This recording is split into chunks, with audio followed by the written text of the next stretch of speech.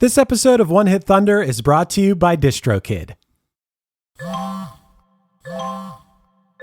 When did making plans get this complicated?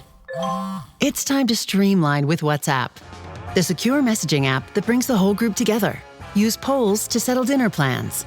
Send event invites and pin messages so no one forgets Mom's 60th. And never miss a meme or milestone. All protected with end-to-end encryption. It's time for WhatsApp. Message privately with everyone. Learn more at whatsapp.com.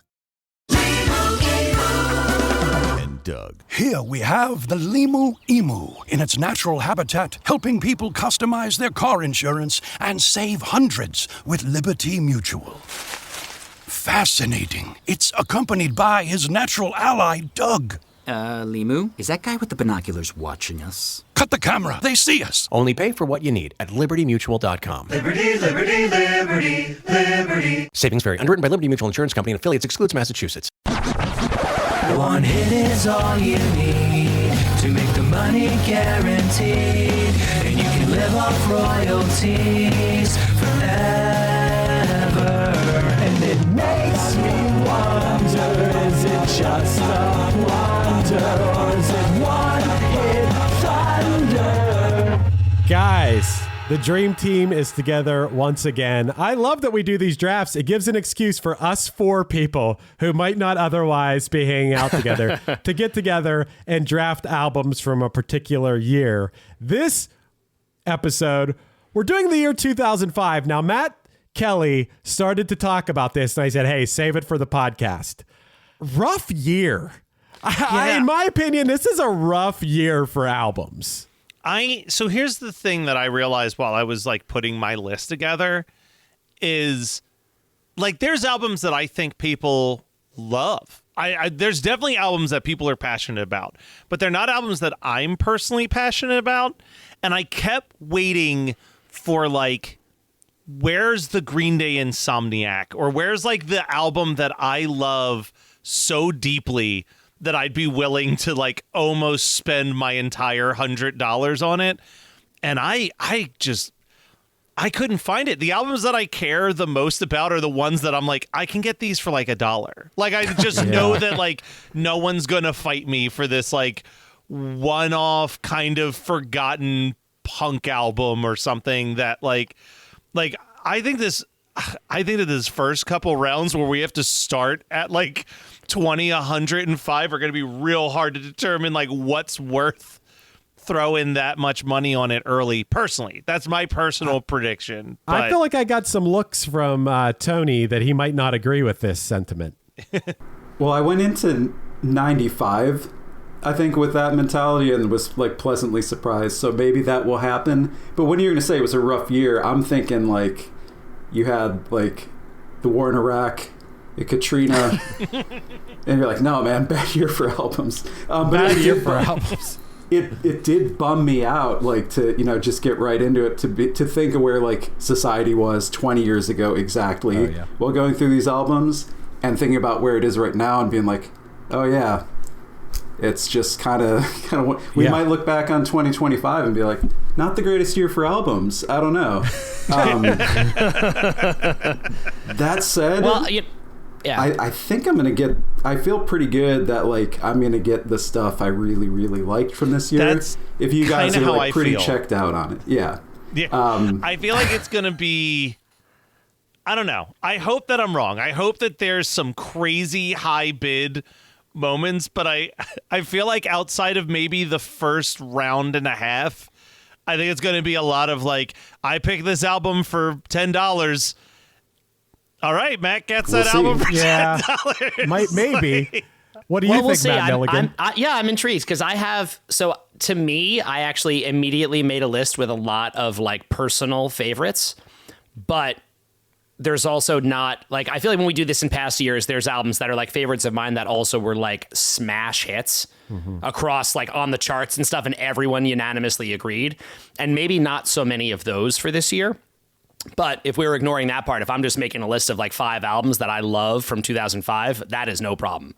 I got it ready to go, absolutely. And I think some pretty big, some pretty notable ones in here. I would say that there's one big album that I can see maybe Milligan and I having a slight bidding war over. And then I think it's just 4 albums I really like that I don't think anyone's going to be fighting me over. Is my prediction. Before we start, I have to tell a very quick story because just got back from a Wheatus tour last night. And one of the last shows that we did was in Hamden, Connecticut. And the band opening for us was a band called American Thrills. Oh, yeah. Who told me that they have played shows with Punchline. Yeah. So they knew you right away. And I wish I could remember the name of the member of the band who said this to me, because I can't. It was outside the venue. We were just packing up for the night. And one of the guys from American Thrills came up to me and was like, I just have to tell you, you always crush these drafts. Wow. Nobody has ever complimented me in person on my draft picks before. So I am saying that both with, telling you guys to watch out because I'm really good at this, and also feeling now tremendous pressure to perform.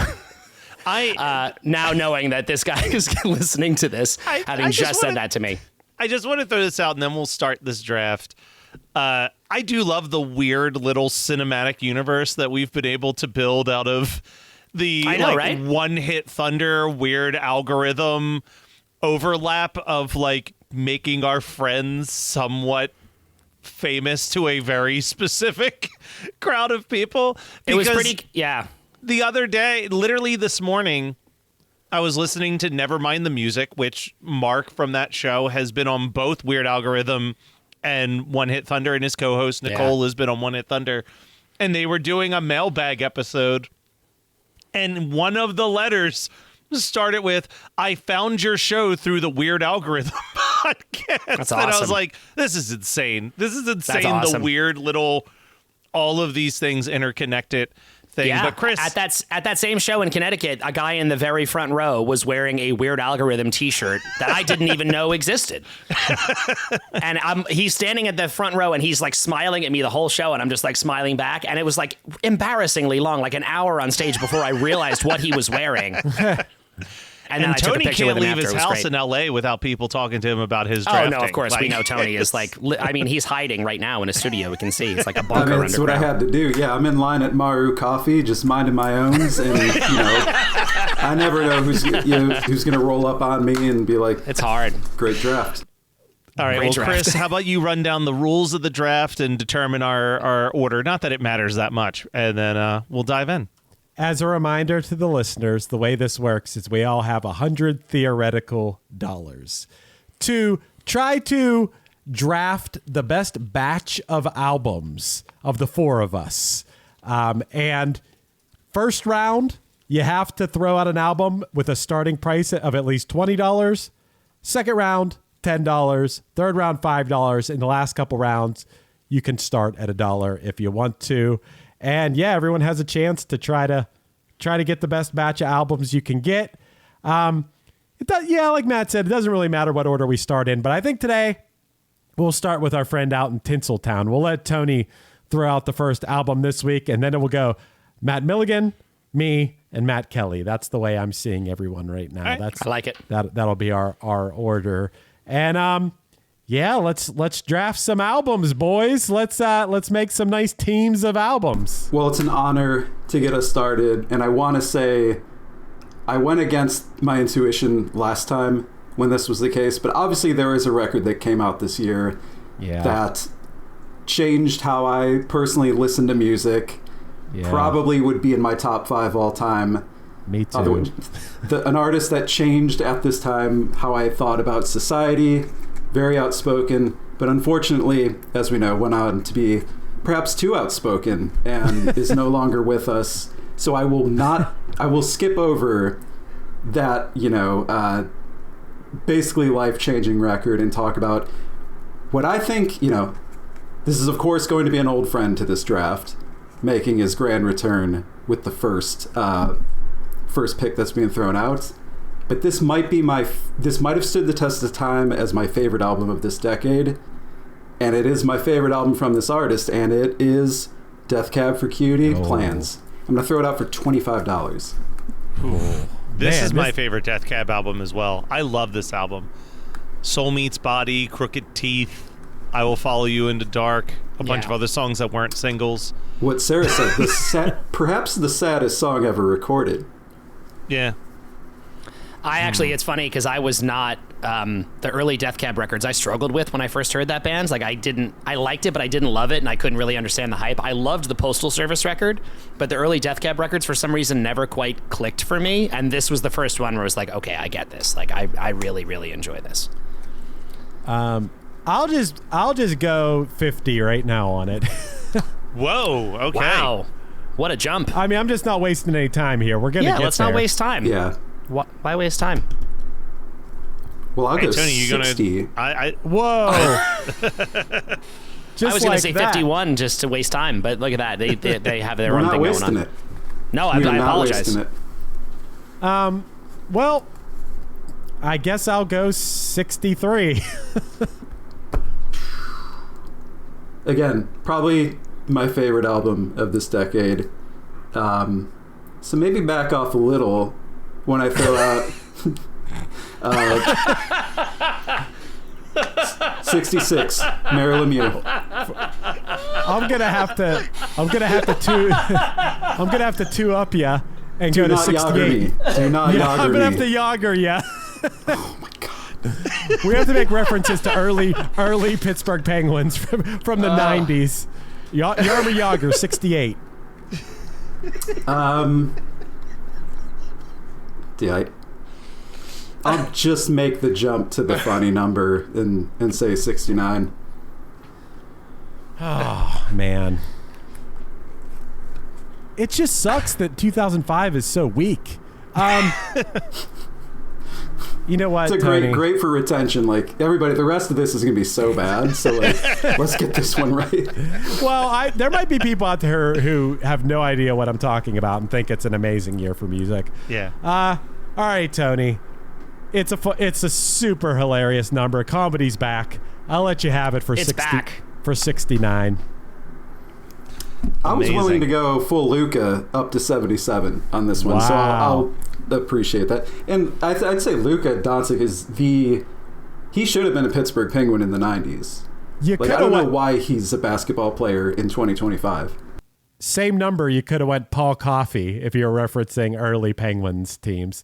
All right, Tony got it for 69, and we're moving on to Mr. Matthew Milligan for the next throw out. Yeah, and I'm going to go with my first pick. Not the most popular record by this group, but my personal favorite album by this group. And I don't know, maybe no one's going to care but me, but I have my first draft pick for $20. I will say the White Stripes, Get Behind Me, Satan, which is their second to last record. Contains Blue Orchid, My Doorbell. My Doorbell was probably the biggest single on that record ultimately. But is a super, I think it's their most like experimental, most interesting record. It's a lot of like piano playing on it compared to the other ones. He does the whole song, like an entire track on marimba called The Nurse. That's super killer. This has always been like one of my favorite sounding records of all time. I love the way it's engineered and all that stuff. And this album is killer to me. So White Stripes, Get Behind Me, Satan, $20. I do also want to throw out another one that I love on this album is the last single they released on it, The Denial Twist. Yes. That song is awesome. I love that track so much. And that feels like old school. That's probably the one that feels the most like the two previous White Stripes albums. It's very just guitar and Yes. drum. This is a really good album. I didn't even put it on my list because it's like you said, it's not everyone's favorite and it's not my favorite. So I'm gonna sit this one out, and I feel like Chris is not a White Stripes guy, really. You do love My Doorbell, though. Don't put words in my mouth. My Doorbell is my favorite White Stripes song. So I might have to push up a little bit here. I'll go 25 on this one based on My Doorbell alone. My Doorbell is an amazing song. Yeah. Yeah, I'll go 30. 30. I personally can't go above 30 for a White Stripes album. Yeah, Totally fair. and Tony personally can't put any more money on the table right now. That's it. That's it. I think maybe you got it. I think I got it for $30. Sold. There's also a really wonderful, there's a song on this record called White Moon. That's this really like beautiful, sad ballad. And if people haven't seen it, there's a documentary, like a concert film documentary they put out a few years ago called Under Great White Northern Lights. That's all about their Canadian tour. And that was the last like full tour that they did before they broke up very suddenly and unexpectedly. And the end of that documentary is the two of them backstage at a venue, and Jack White is playing White Moon on the piano, and Meg is sitting next to him. And for no discernible reason, she just bursts into tears. And he finishes the song and puts his arm around her, and they hug, and then the movie's over. And then you know that like they broke up like a month after that. And you're like, oh man, like it's in a really incredible moment. Like that changed that song for me in a huge way. Highly recommended viewing. Wow. All right. All right. Chris, so you're it's up back, next, buddy. It's back to me, and, you know, it's so crazy that there's an album, and there's actually two albums from, I would have been I would have went as high as I could go for one of these, but there's two artists that are so problematic that even if I won, I can't separate the art from the artist. I just can't do it. So I'm not going to throw them out there. One of these, Tony, I believe you were the one who championed the song Sex Weed at one point. Oh my goodness. Yeah. Yeah. But I can't throw that one. I can't throw TP3 Reloaded out there.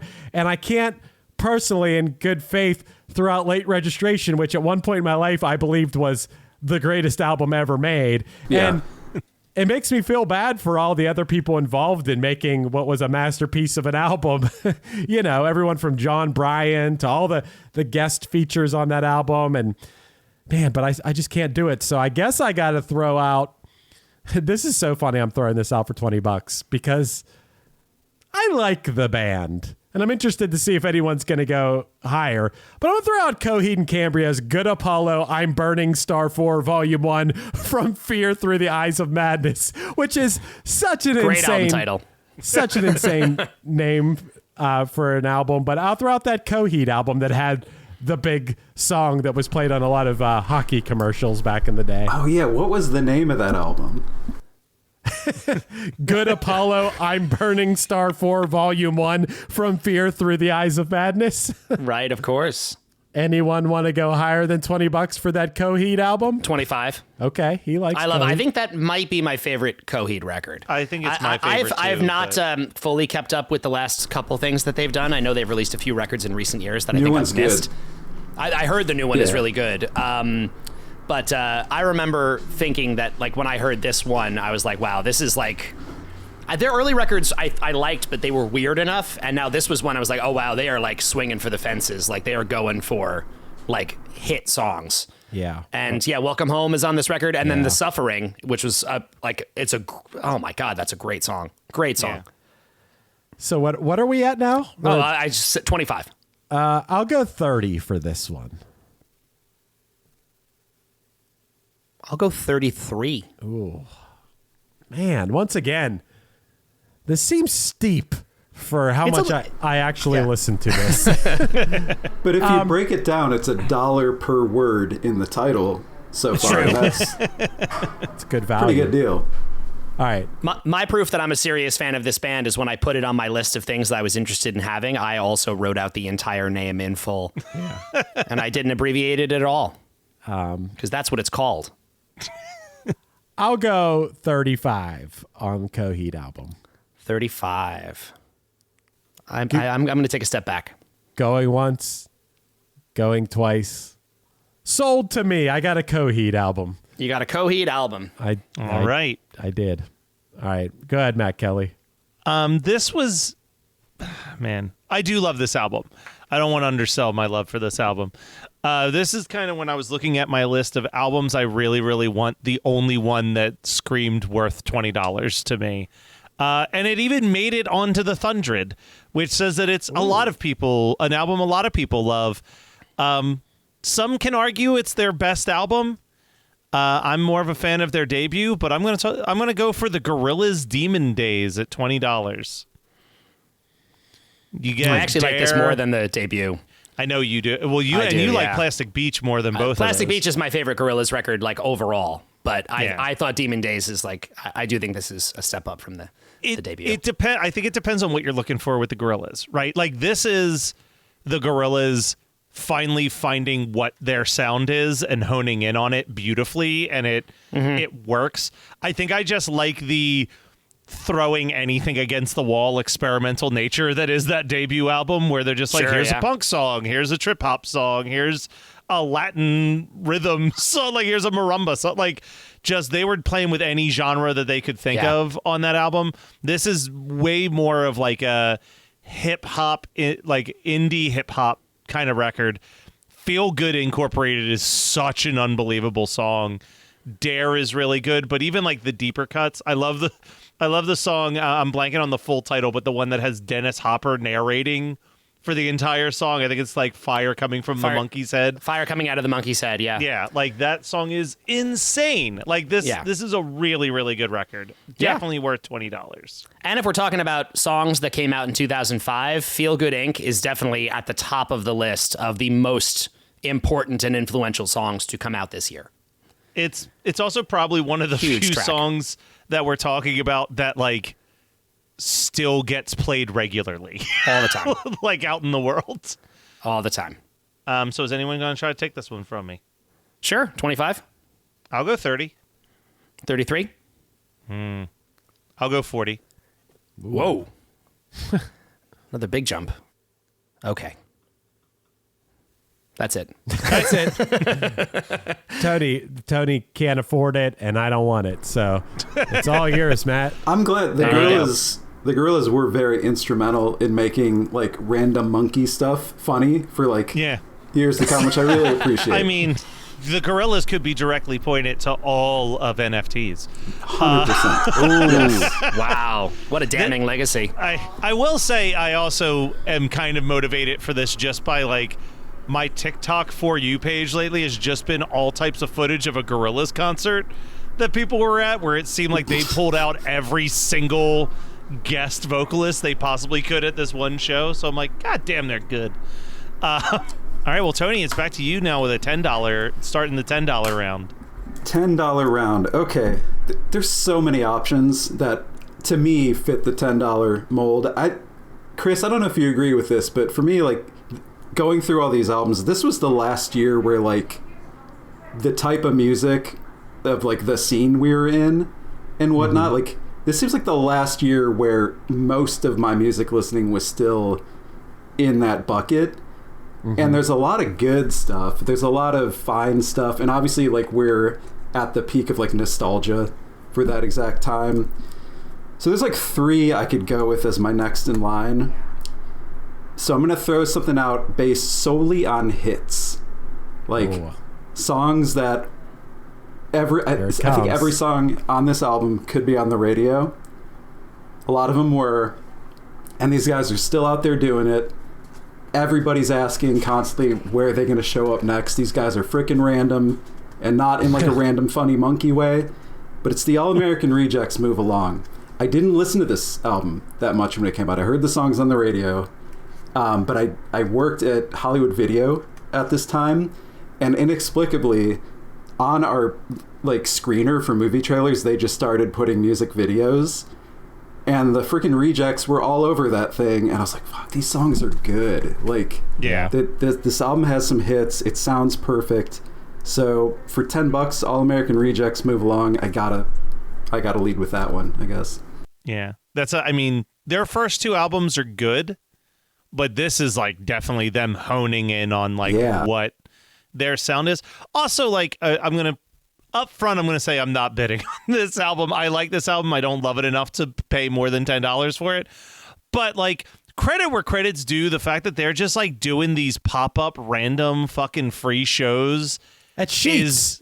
It's, like, the coolest shit in the world to me. Like, I think that's so fucking cool. Chris, I have the email to you and Steve from, like, 6 years ago where I sent that exact idea. Like, Punchline needs to play Sheets. Here's how I think we can make it happen, film it, like, there's so many things they're doing that, like, I'm like, yeah, I had that idea for someone, like, 7 years ago or something like that, but good on them. They're making it work. And And we'll see what the aftermath of it is. I hope it's not just like a nostalgia blast, because they got some good songs, and they're hunks. They do. And they're years still ago, hunky. Years ago, Wheatus also, Brendan, I don't know how, Brendan is like a Twitter mastermind, or at least he was back in the day, and he got into a Twitter conversation with Sheets about playing at Sheets. And it never happened, but they sent us a box of T-shirts that say Sheets Live. That works. That's good enough. Amazing. Yeah. I wear it all the time. I don't know how they pulled it off ultimately, but good for them. Great idea. To shout out also, just legitimately, you might think, oh, it's got the song Move Along. It's got Move Along, Dirty Little Secret, and It Ends Tonight, which are dude, three pretty huge hits awesome. for them. Yeah. I'll go 15 on this.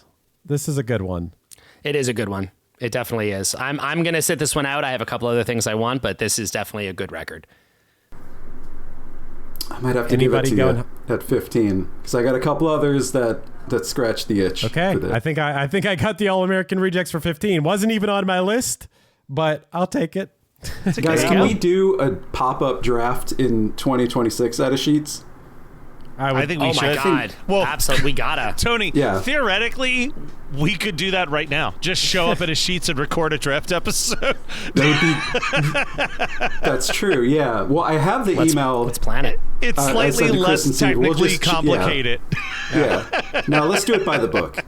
It's funny. Let's get in touch. We'll do it by the book in 2026. I got to tell you guys, for years and years, stuff would show up at my house from Sheets, and I assumed it was, I would tweet about Sheets every now and again. And I think somebody that from Sheets was a Punchline fan, someone who did stuff for them. And then last summer they hired me as an influencer to go to Sheets pop-up shows, but they were always country artists that I hadn't heard before, and take some videos and do stuff. And then they asked me if I wanted to do it again this year. And I said, yeah, I'll do it. And they gave me the date and everything.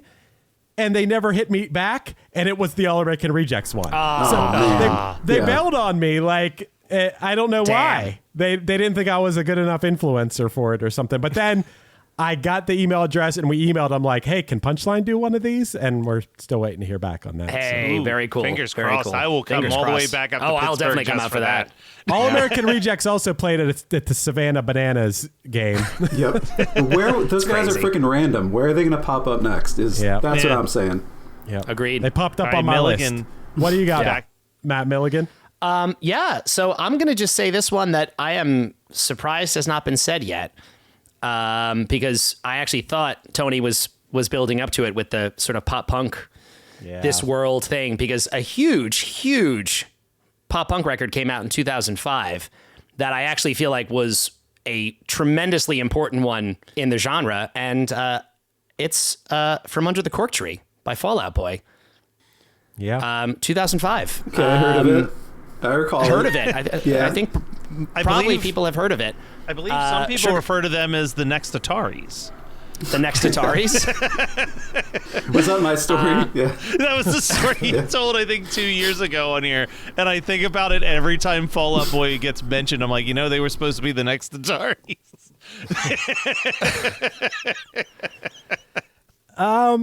A couple of these songs were just the bane of my existence for a while, just playing everywhere nonstop. Oh, they're nonstop. They still get played. I mean, Sugar We're Going Down, Dance Dance, Little Less 16 Candles. I mean, this was a tremendously, and it's funny because this was, for me at this time in my life, I actually feel like this was when I was sort of moving away a little bit from this type of music. It was less appealing to me, but I still felt like this record was so huge and so undeniable that I got sucked into it. For sure. I knew Take This to Your Grave pretty well, the album that came out before this. And then when this came out, there was this sense that they were, going for some real mainstream success, which was a little bit of are they I don't know. I just found this record very undeniable. And I still, looking at the track list, I was it's hard for me to be mad about this. So I'm putting it out there for $10 From Under the Cork Tree. I'll go up to 11. I don't love this album, but that Gin Joint song is the best Fall Out Boy song. It's so good, and it should be in movies. So I'm willing to go up to $11 for that song specifically. For all the gin joints in the world, yes. Yeah. That's fair. I'm gonna go up to $15. You know, I was watching that show Hacks. Do you guys ever watch Hacks? Oh, yeah. I have not seen it. I'm familiar with it. But I know it's apparently amazing. It's amazing. But there's an episode where Laurie Metcalf, you know who Laurie Metcalf is from, you know, it's from Roseanne. Laurie right? Metcalf. Yeah. She's the bus driver, and she's like a real gruff bus driver. And I believe she says, just call me Beef. Is that what she went with? Beef? I think Weed. it was something. Weed. I think it was Weed. Yeah. Weed. Yeah. Call me Weed. And they're like, why would we call you Weed? And she's like, Pete Wentz gave me that nickname. Like, she keeps talking about how Pete Wentz gave her that nickname. And I'm like, how do people still know who the bass player of Fall Out Boy is in current times? Like, that they made that much, not even the singer of Fall Out Boy, the bass player made that much of an impression on people this many years later. What are we at? Are we at 15? I'll go 16. I'll go 16 on this album. 16. 16 candles. A little less 16. Yeah. A little less 16. Oh, that song is good, too. That is. I know. Yeah, that's a really good one. That was we just played a festival that Fall Out Boy was on like 2 summers ago, and I think A Little Less 16 Candles was like maybe the first song they played when they walked out, and I was like, damn, dude, that is a crazy, for a band with a lot of hits. I was like, I'm impressed that they're still even doing this song at all. But I would argue it's the least successful of those 3 singles. Oh, without a doubt. That's why I was surprised it was there like that, like as an opener at a festival. And maybe it wasn't actually the first song, but it was very early. 16.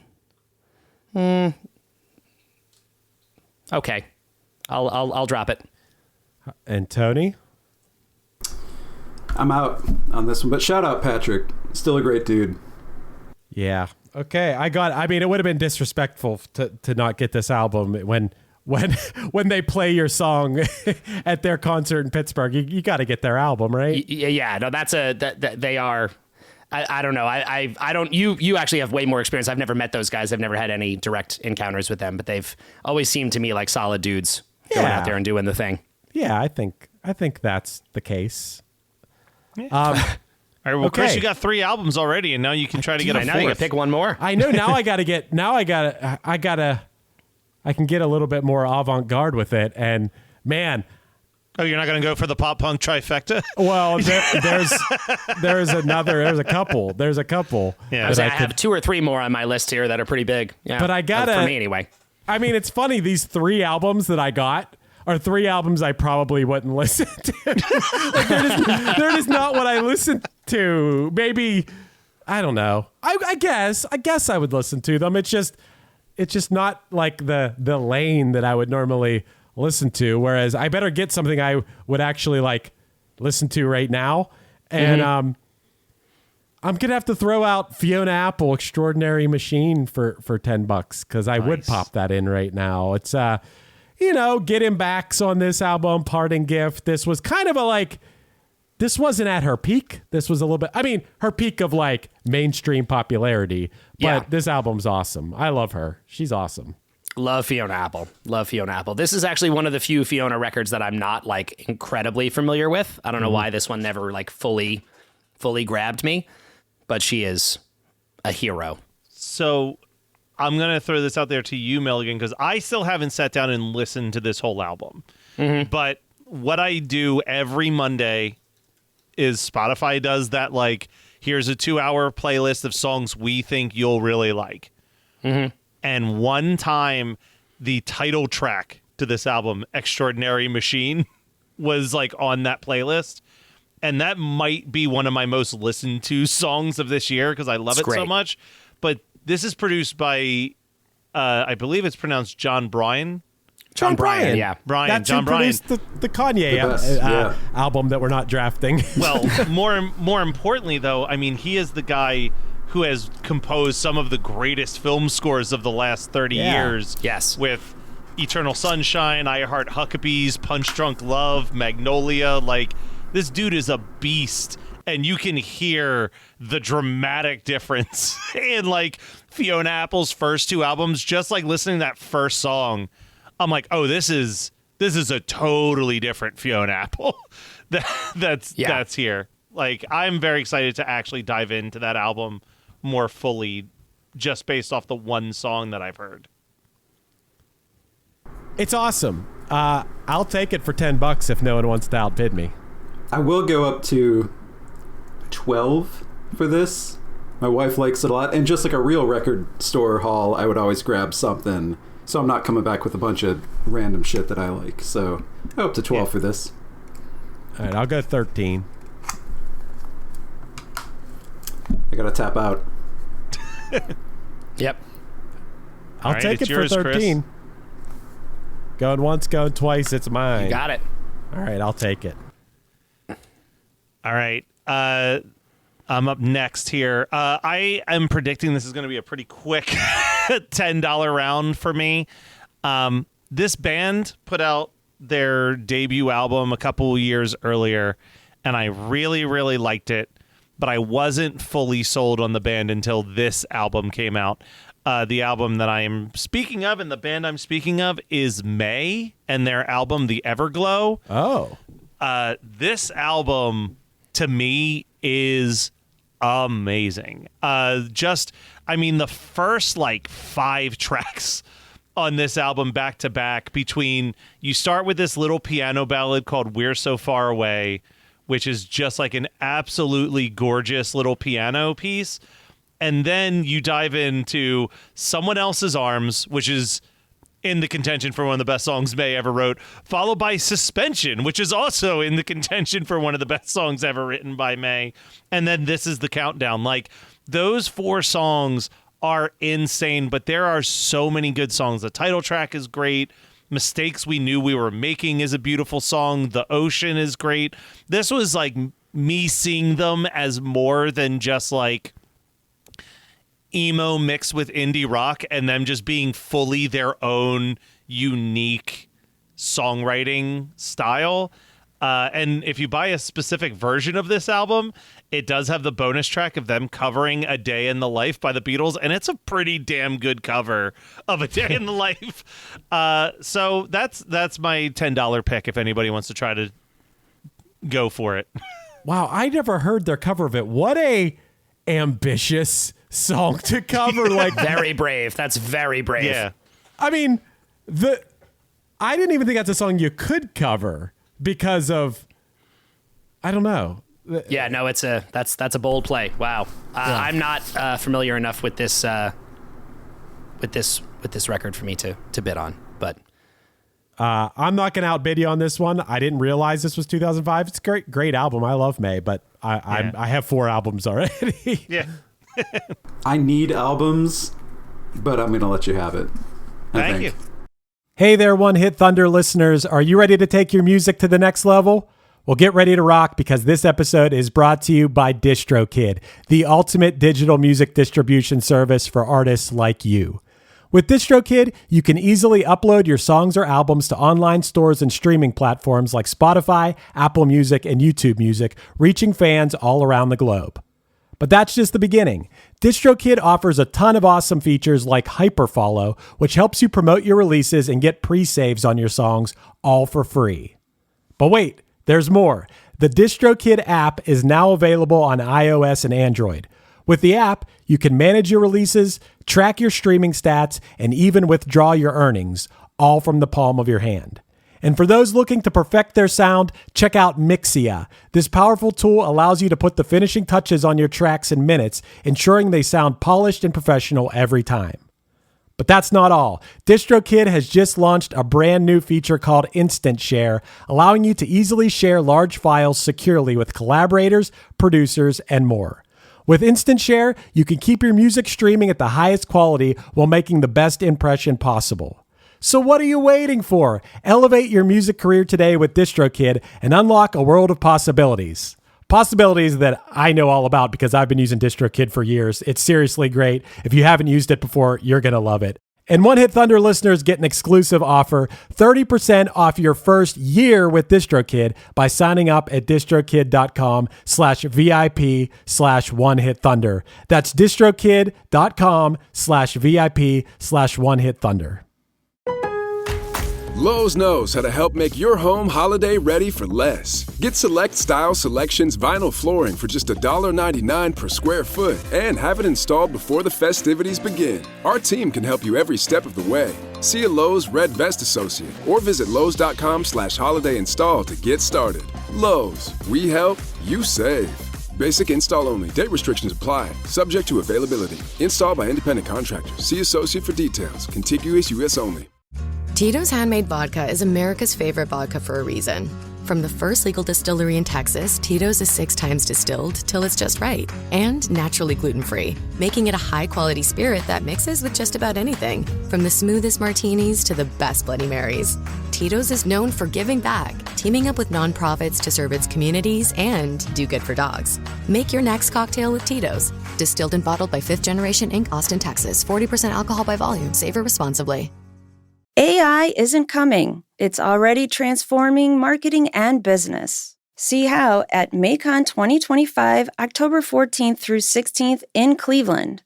Evergreen Podcasts is proud to be the official podcast partner, recording live on site and meeting with more than 1,500 marketing leaders.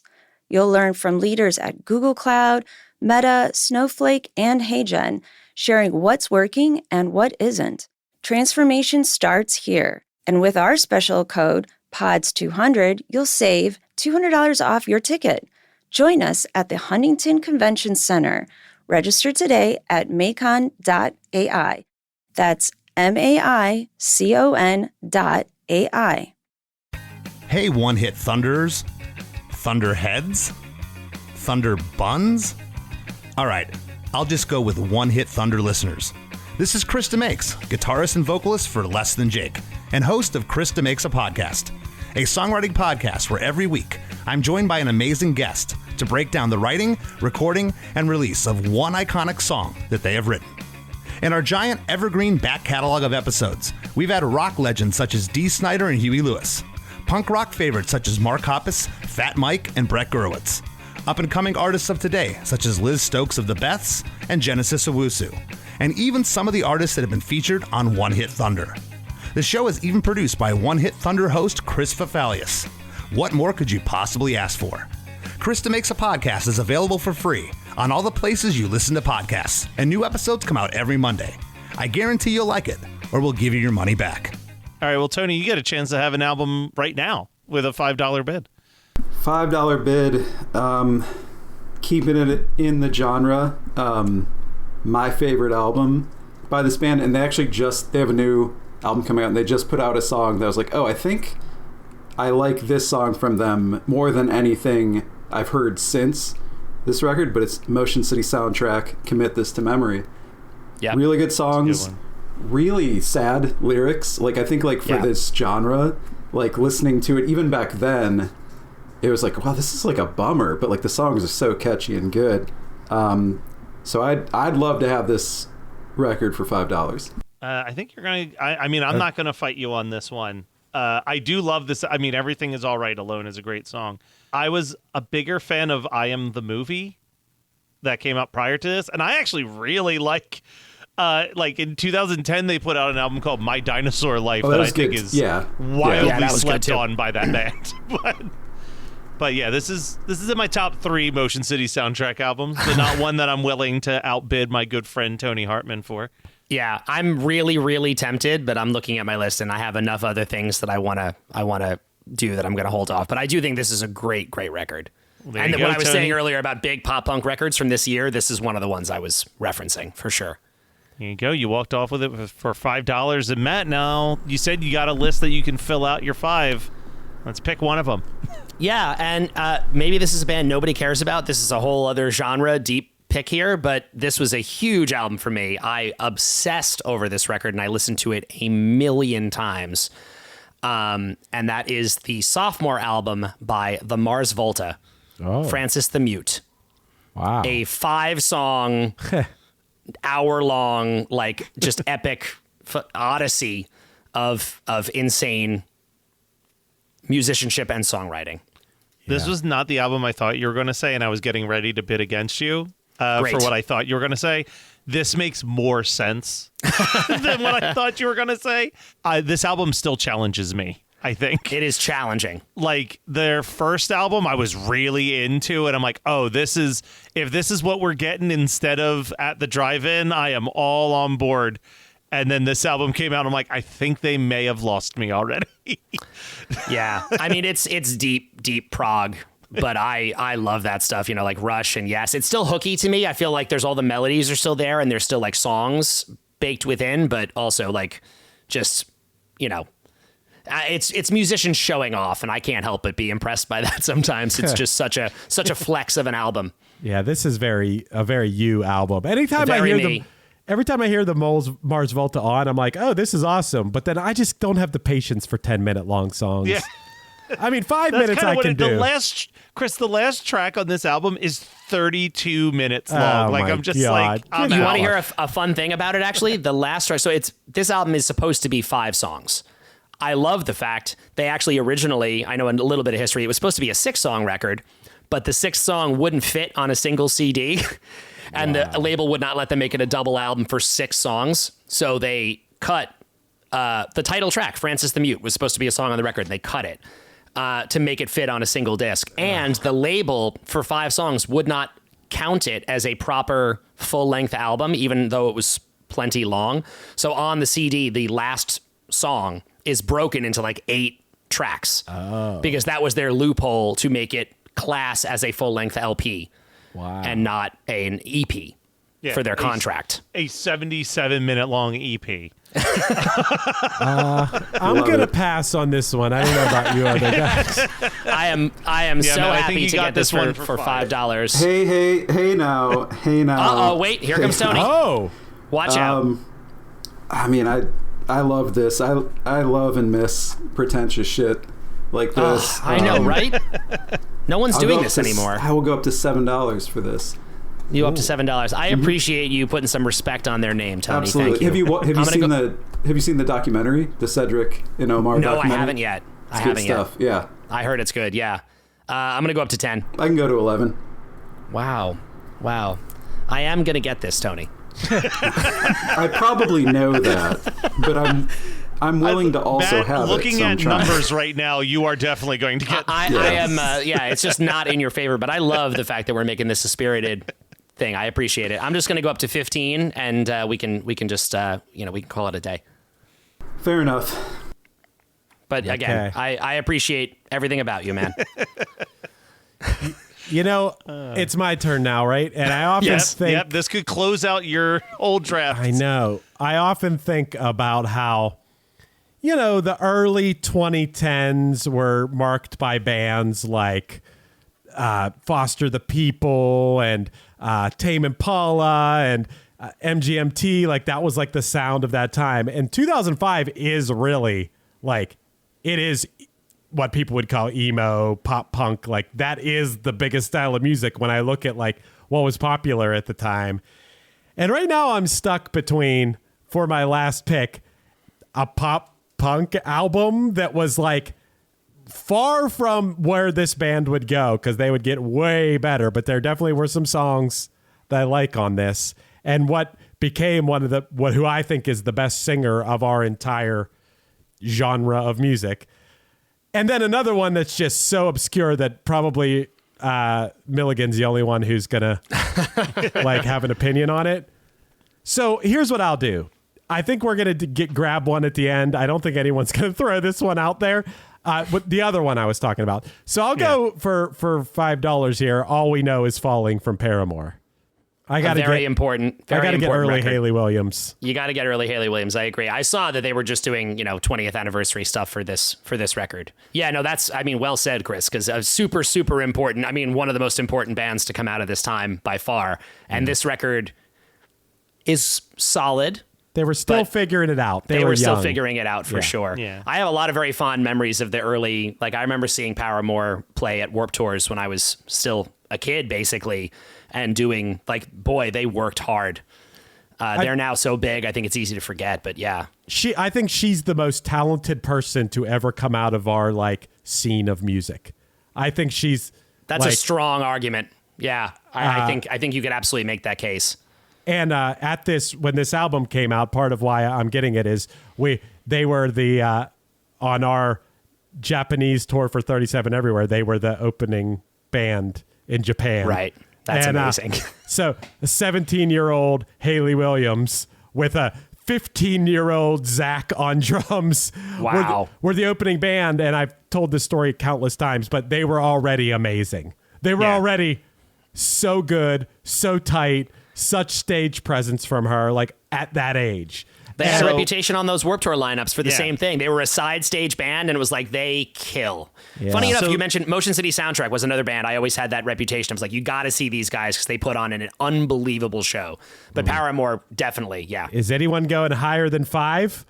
You got a lot to say about him for not bidding on it. No. Okay. All right, well, you got your full roster there, Chris. Nobody? $5 for Paramore for me, and I have a full... I have my 5 albums, but I can still throw them out when it comes around to me. And we are on. Yeah, you still got some cash left. Yeah, now Matt Kelly can throw out his $5 album, and then we'll be in the $1 range. Sweet. Yeah, I'm gonna actually throw out something for $10 regardless, because this is. I know that no one's gonna bid on this, and it's probably genuinely my favorite album that came out in 2005. So I want to put a little respect on it. And it is the album Hello Good Friend by the Rocket Summer. Oh. Which I think is by far the best Rocket Summer album. And this is one of those rare albums where I don't think that there is a skip to be found on this. From the like opening tracks of like Move to the Other Side of the Block into I Was So Alone, all the way down to like the 9-minute closing song Christmas Present. Like, this is a perfect like piano driven power pop album. I like that album.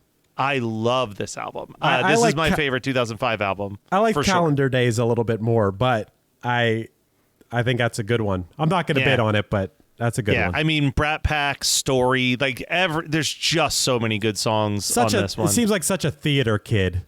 It is, and that's I think probably why I love it, because it does feel like a theater kid album. Yeah. All right, cool. All right, well then back to Tony. There you go. Yeah, sweet. Tony for $1. For $1. Oh man, there's so many I could throw out. I hope you guys have your still sipping your Monster energy waters. So I'm keeping it in the Warped Tour lane a bit for this, because I saw this band this year, and like I liked the hits. I knew the hits. I liked them enough, but seeing them live for the first time in like at least 20 years, I was like, holy shit! Like, the songs are so good and they played so great. And Chris, I think you at least have the opportunity to see them here. I don't know when this will come out. Maybe it'll have passed, but they're playing the festival with you. It's Alkaline Trio with the album Crimson. The song Sadie. I was like, shit, that might be one of the best songs ever written and recorded. So respectfully, I'm gonna go up to $2 on it, because I think I really want this one to close out the genre, so to speak. I love that. Sadie is great. Mercy Me, also that was a good song. Yeah, I like this record a lot. This was kind of, if I recall correctly, I have always been a lukewarm fan of Alkaline Trio, but I feel like this is one of those really divisive albums by them, right? Is this one of the ones where like people either think that this is Alkaline Trio at its best, or they absolutely fucking hate it? Yeah, probably. It's Jerry Finn, one of the best to ever do it. Produced it. Has Time to Waste on it, which I love. I kind of rediscovered that song when it was covered on Krista Makes a Podcast. They and was like, oh, this song's it. great. When I saw them a few months back, they opened with it, and I was like, holy shit. Like, this band is so much better than I remember. It was really cool. It was the sound of them getting it more polished. Yeah. Those early records were pretty gritty, and then this was really getting slick. So I think that was part of it. I always like the slick stuff. I'm always that guy. Yeah. If it's polarizing, if it's slick, I like it. Yeah. All right, well, I'm not going to bid on this, but Milligan, how about you? I'm also not going to bid on it, but it is a good pick. It's Tony's. And all right. $2. All right, Milligan, you're up next. Yes. You know what? I'm going to throw this one out there. You mentioned, talking about the Rocket Summer, you mentioned Theater Kid. And let's mention the ultimate Theater Kid pop punk album. Oh, God. Here it comes. It was bound to happen eventually. All right, let's just say it first, then we can continue to talk about it. I am talking about A Fever You Can't Sweat Out by Panic at the Disco. Yeah. Which I even remember at the time this came out, the first time I heard it, I was angry. And then at a certain point, I could not deny it anymore. I was like, you know what?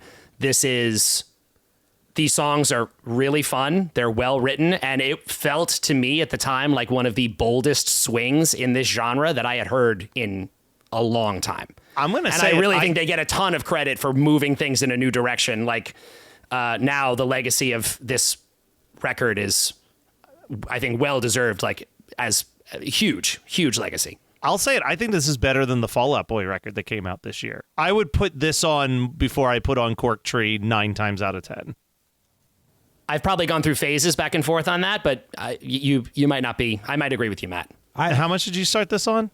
I'll do $3. I'll take it to 5. Cool. Then I'll go up to 8. Let's see. Let me look at what some of my other options are here. I'll go 10. You go 10 on it? Yeah. Look at that. $1 round bidding war. I love these. You know what? I'm looking at my list and I suggested and bid on a whole bunch of pop punk records and I got absolutely none of them. So I'm going to go up to 15. All right. Well, I'm not going past 15. That's crazy. There you go. But that's crazy. That would be crazy for you to do that. You summed up my feelings on that record pretty good too. Yeah. At first, I think I liked it at first. Then I was like, oh, this sucks. This is horrible. This is so. And then I came back around again. It was like, oh, this is amazing. And Brendan. Yeah. Brendan Urie's also one of the most talented people from like this genre of music. Amazing singer, just like an all-around talent. So yeah. And they had this weird fracture in the band where like the other principal writer wound up leaving. So this is really like kind of a singular thing for them. I mean, he did play Pretty Odd, the album after this, which also I think is very underrated. Yeah. I think Pretty Odd's a better album. But that record did so poorly that it wound up splitting the group, and now it's essentially a Brandon Urie sort of solo thing. But this really feels like a very singular moment in time kind of thing that this was made and released. Yeah. Not related to this album at all, but I have to tell Chris that a couple weeks ago I talked to their current drummer for like 5 minutes about how funny Punchline is. Specifically, oh, look at that. Specifically, the note you posted that everyone thought was a breakup announcement of some sort. I don't even think you meant to do that, by the way. No. I think I love that. It was so accidentally so funny. But yeah, we had a pretty in-depth discussion about how funny that and your band has always been. That's awesome. Chris, do you want to just toss an album out there to see if anybody wants to grab it? Yeah. All right. I'm going to throw up for $1 Beck Guero. This is the album with E-Pro and Hell Yes. And Girl. Oh. So good. Girl. $10. I like Hell Yes. Hell Yes. Oh, Tony's going for it. I want this one. $15. Whoa. Oh, man. Damn. 16? I think I can do that. Yeah. Can I get a number crunch? All right. Yeah. Yep. $16. You got $24 to spend. This was Texas Toast music. We're getting close to that era. We used some of these songs. I remember. $20. $21. Damn. Got my highlighter ready. Is it mine? Oh boy.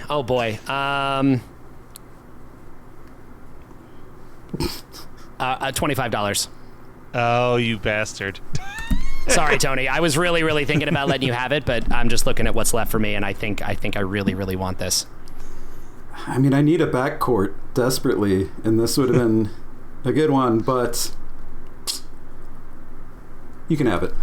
Yeah. Thank you. Well, you're also out of money at $25. Yeah. I wanted to make it sound. Don't make it seem generous. Like you wouldn't have gone to 30 if you could have gone to 30. I love when a big bidding war happens right before I just throw an album out that I get and no one cares about. But Matt, when you were talking about Mars Volta, this was the album I thought maybe you were referring to. What's that? I think it's the best album from a very, very weird, some could say proggy metal band. Okay. I'm going with I'll do $2 on this for a System of a Down's Mesmerize. Mesmerize and Hypnotize both came out. Don't care about Hypnotize. Fair Only enough. care about Mesmerize. Fair enough. And you know what's funny? I just was chatting with friends of mine because System just came through on their big tour and played in New York. And I don't know, for whatever reason, this is a band that I never really got into. And Fair. on paper, it should be my shit completely. And I don't know why. It just never quite landed for me. All right. Well, sounds like then you I got guess- it, Matt. Yeah, sounds like I you guess got it, I'm Matt. walking away with that one for right. $2. There he goes. All right. All right. Final round, Tony. For $1, I'll throw this out because it's a good album, and the best song on it has the second most canceled person we've discussed, maybe, whose album we skipped over. But one of the best songs ever featuring him, I think, is The Food, which is on Common B. So I'm going to throw Common B out for $2. That is a good one. I didn't note that record. I forgot about it. I'm not going to bid on that. I am also not going to bid on that, so I think It is good. that's all you. All right. All right. I'll take Matt it. Milligan for $1. For $1, I'm going to go with not my favorite album by this band, but another band I grew to love starting with this debut, and they only got better and better, I think, as they went on. And that is the debut album by LCD Sound System. The self-titled LCD Sound System record, which includes Daft Punk is Playing at My House, Tribulations, Losing My Edge, which is one of my favorite songs that they ever did. Amazing dance punk type album that I think also is like deserves a lot of credit for setting a real trend in like the more indie scene. After this record came out, I think everyone started being like, oh, I want to get more 80s influence in my music, and now we're still trapped in that world. But yeah, LCD Sound System, self-titled. Sure, $2. Anyone going higher than $2? Can't fight the King of New York on this one. All right. Okay, yeah. That's going to Milligan. Done. Now Milligan has a full roster. Full roster. Chris, you can throw out an album for Tony and I to fight over. I basically am going to throw out this album, not because I necessarily want it, but because I think other people might bid on it. And, you know, I could end up just losing $1, but I'm going to throw out love that to this day I still don't know how to pronounce this guy's name. I'm going to throw out Illinois from Sufjan Stevens, or Sufjan Sufjan Sufjan. Stevens. It's Illinois, but is the album title pronounced Illinois? Illinois. So technically, the like full title of the album is Sufjan Stevens invites you to come on and feel the Illinois. Gotcha. That's what I'm going to throw out because I remember that being an album that people I knew liked at the time.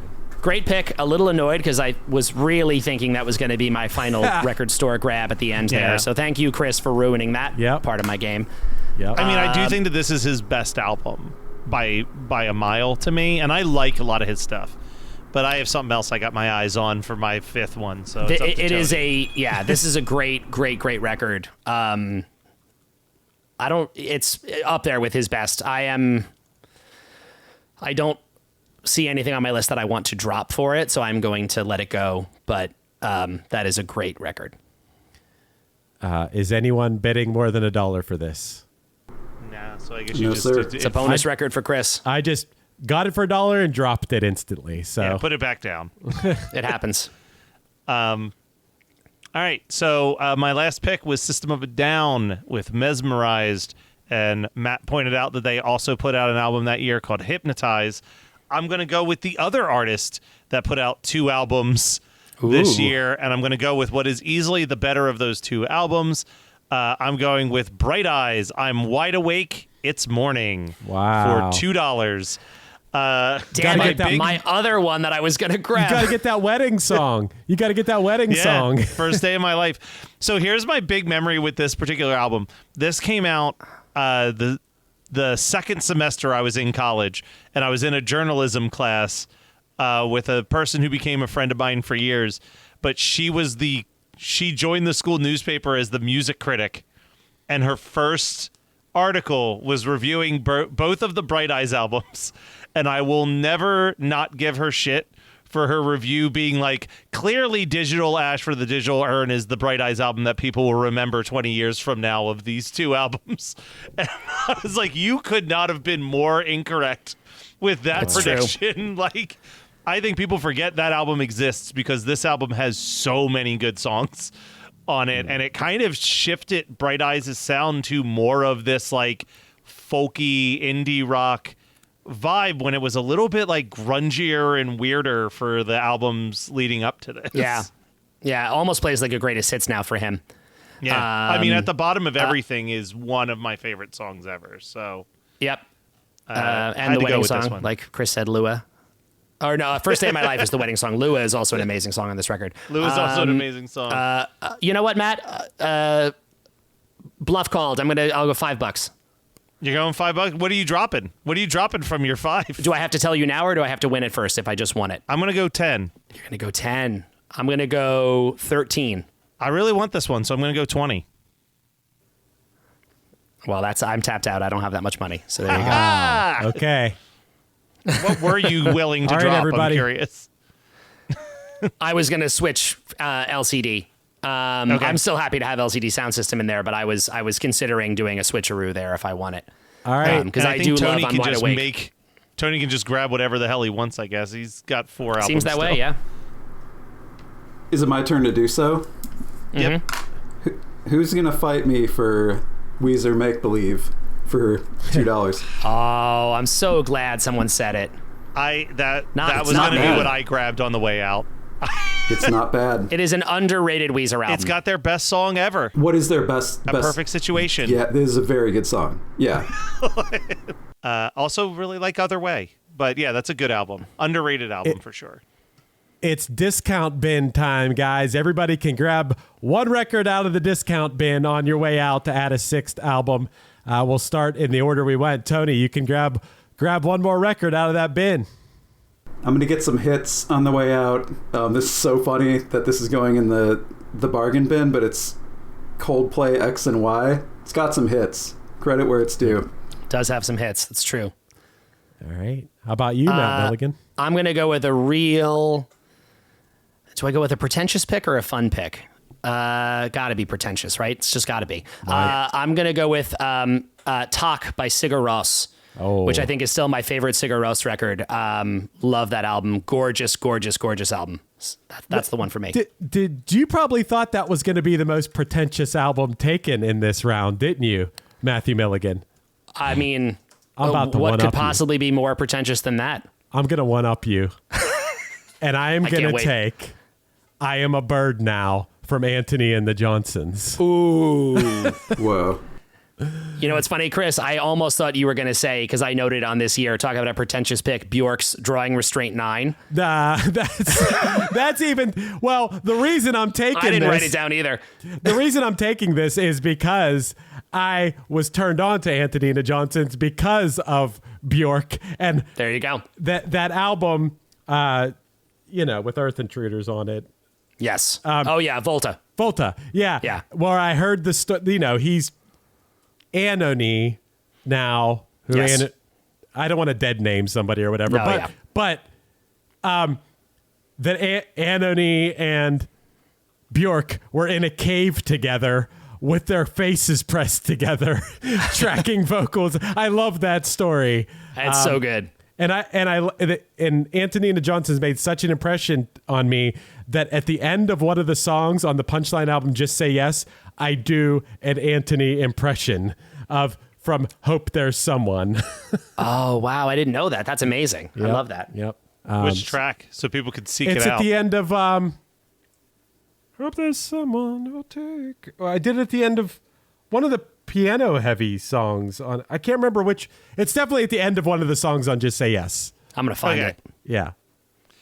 I'm going for something fun, at least. It's a lot of slow, moody crap from you guys. On my exit, I'm grabbing the most high-octane album I can find, Dragon Force Inhumane Rampage, featuring Through the Fire and Flames. Oh. Because god damn does that song rip. That is high-octane. That's the definition of high-octane. Yeah, ending it on a high point here. Okay, so listeners, let us know who won the draft. I don't know if... Do we have any discards we want to give a quick shout out to? Oh, yeah, things that didn't get drafted. I got a few. What do you got? Silent Alarm by Block Party. Ben Lee's Awake is the New Sleep. Daft Punk's Human After All. Lullabies to Paralyze by Queens of the Stone Age. The self-titled Robin album. Really good. Not my favorite from Robin, but much respect to Robin always. 9 Inch Nails with Teeth. Oh, yeah. Which I think is one of my favorite of their later records. It's 20 years old now, but what else do I have here? Everything in Transit by Jack's Mannequin. Yeah. Twin Cinema by New Pornographers. That was the fun one I was considering grabbing there. Oh, and I must give a shout out to the album Black One by Sun, which I think is maybe the single most evil metal record ever made by anyone. If you want to get better in touch with Satan, listen to Black One. Boy, is that as heavy as it gets. Well, you really summed it up there. Is there anything left? That seems I had a few. Ben Folds Songs for Silverman. None of us went. Oh, yeah. I forgot about that. Yeah, What? That's the biggest miss I think all of us had. Oh, my God. I didn't realize that was 2005. Can I bid on it? Late Bastard. Wow. Some really good ones on That's there. a good record. I missed that too. This would have been my second choice. How did I know. How did we not know that this came? I mean, let's just say the album that we all danced around. I'm sure all of us at some point in our life would have wanted to say that we could get Kanye West Late Registration. Of course. Yeah. A couple other ones that are all in my dollar bin, but Atmosphere, You Can't Imagine How Much Fun We're Having is a really fun Atmosphere album. Suicide Machines, War Profiteering is Killing Us All, one of their better, like, later in their life albums. Gatsby's American Dream Volcano, which is like a really fun proggy punk album. A lot of people hate this album. I like really depressed Real Big Fish with their album We're Not Happy Till You're Not Happy. That's probably the most antagonistic album they've ever Very put depressed out. Real Big Fish. All songs about how he hates being in a band. Yeah. And then the last one, look, he might be a silly man in a silly hat, but Jason Mraz, Mr. AZ is the best Jason Mraz album, so I threw it in the dollar bin. All right. I can't believe we missed the Ben Folds album. Yeah. I would have bid on that. And so we'll wrap this up. Does everyone know what their albums are so we can remind the people real quick? Yeah. Tony, do you want to start it? I believe I have Death Cab for Cutie, Plans, Motion City soundtrack, Commit This to Mems, Alkaline Trio, Crimson, Common, B, Weezer, Make Believe, and Casually Coldplay, X and Y. Okay. Casually Coldplay. All right, Milligan. I got The White Stripes, Get Behind Me, Satan, Mars Volta, Francis the Mute, Panic at the Disco, A Fever You Can't Sweat Out, Beck's Guero, LCD Sound System's self-titled debut, and Casually, Sigaros's Tak. How about you, Chris? I'm going to put my propeller cap on and chew some bubble gum and eat some pizza for my pop punk loaded thing here. I got Coheed and Cambria's Good Apollo, I'm Burning, Star 4, Volume 1, From Fear Through the Eyes of Madness. All American Rejects, Move Along. Fall Out Boy from Under the Cork Tree. Paramore's All We Know Is Falling. Fiona Apple's Extraordinary Machine. And casually, I got Anthony and the Johnsons, I'm a Bird Now.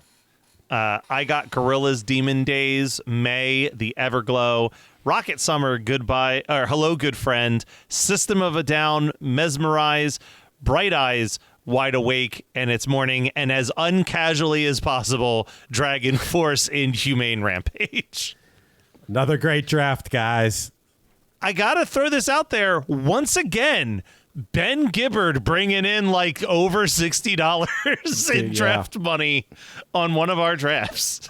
Ben Gibbard opens the wallets, man. People open their wallets for Ben. They do.